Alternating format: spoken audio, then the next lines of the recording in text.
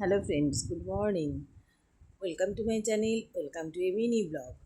দেখো, গতকাল আমি আর আরতি রেডি হয়ে লাঞ্চের পরে চলে গিয়েছিলাম ডায়মন্ড হারবার।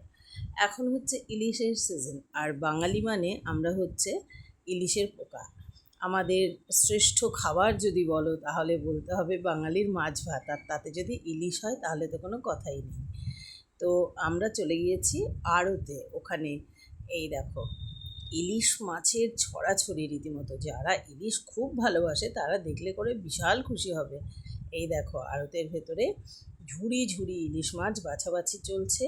আর ওখানে না নিলাম হয়, ধরো এই 550, 560 এরকম কেজির হিসাবে ডাক হতে থাকে।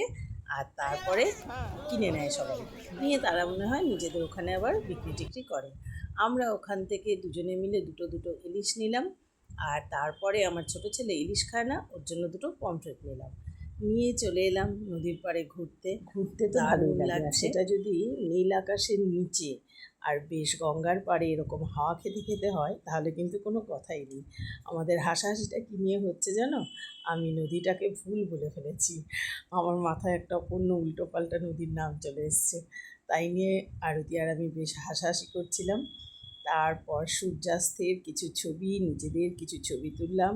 তারপর ডায়মন্ড হারবারের বিখ্যাত নদী পাড়ের যে সাগরিকা রেস্টুরেন্ট, সেখানে আমরা ঢুকে গেলাম দুজনে মিলে।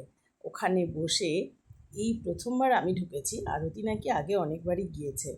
কিন্তু যাই হোক, ওখানে দুজনে আমরা এগ পকোড়া আর চায়ের অর্ডার দিয়ে দিলাম। বসে বেশ মজা করে এগ পকোড়া আর চা খেলাম।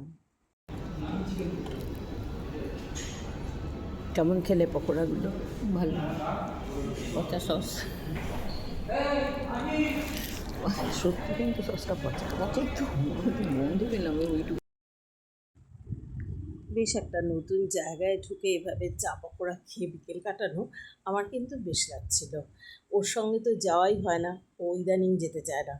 আর আরতির সঙ্গে বেশ ভালো আমি ঘুরে বেড়াতে পারছি। নতুন জায়গায় ঢুকিয়ে আরতি কফি আর পকোড়া খাওয়ালো, মজা করে খেলাম। তারপর ওখান থেকে আস্তে আস্তে বেরিয়ে এলাম।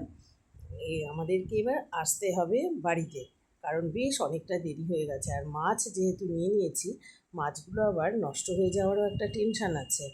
আর আজ যেটা হয়েছে, মাছগুলো কাটিয়ে আনা যায়নি, আগের বার আরতি কেটে এনেছিল। তো চলো বাড়ি। বাড়ি ফেরার সময় মনটা খারাপ হয় একদিকে যেমন, আবার কিন্তু বাড়িতে আসার একটা তাড়াও থাকে। অনেকটা দেরি হয়ে গেছে, খুব দ্রুতগতিতে বাড়ি